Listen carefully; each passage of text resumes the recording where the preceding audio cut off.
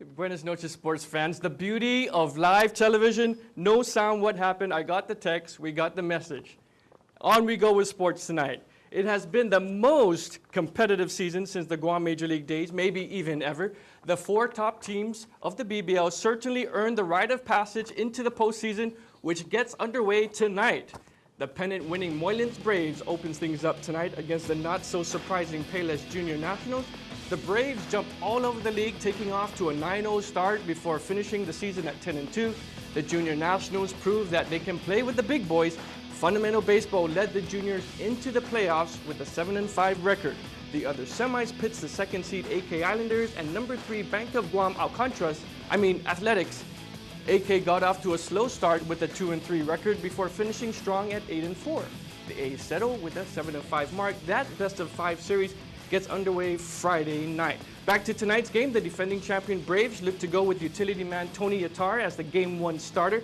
But knowing manager Al Sutsui, don't be surprised if Jerome Andrew or JP Uggan get the call instead. For Junior Nationals manager Sean Munya, he's going with 19-year-old Paul Tovis.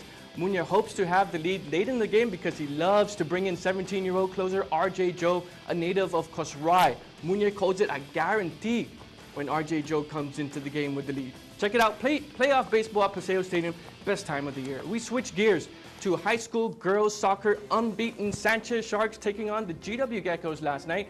Goals hard to come by early on until Janelle Banks puts the move on the defender, dishes it to freshman Jana Han, who scores the first goal of the season.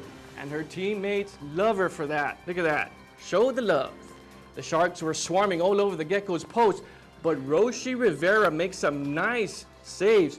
Banks again brought a bag of tricks, putting the GW defender into the spin cycle before finally Christine Radalazzo drops in another goal.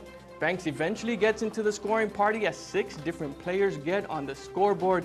Judy Robles and junior captain Regina Sharoma, who leads the team with 7 goals in the year, round out the scoring spree. And who knew that soccer eventually is played not only with the feet, but a little bit with the head. We go into another super duper highlight here from JFK Field. Check this out. You know, if God didn't want us to play soccer, he wouldn't have made hands. I don't know.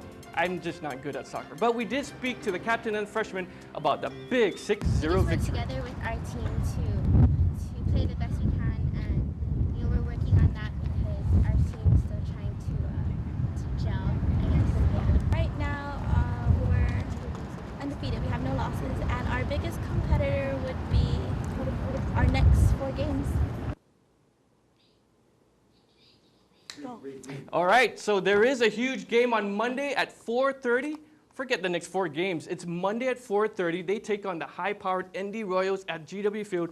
Both teams are both undefeated. Both teams have met in the finals the last 4 years. Unfortunately for the Sharks, Notre Dame has won all 4. Should be a very good game. That's it for sports and the beauty of live television. Tina and Jeff have more news after this break.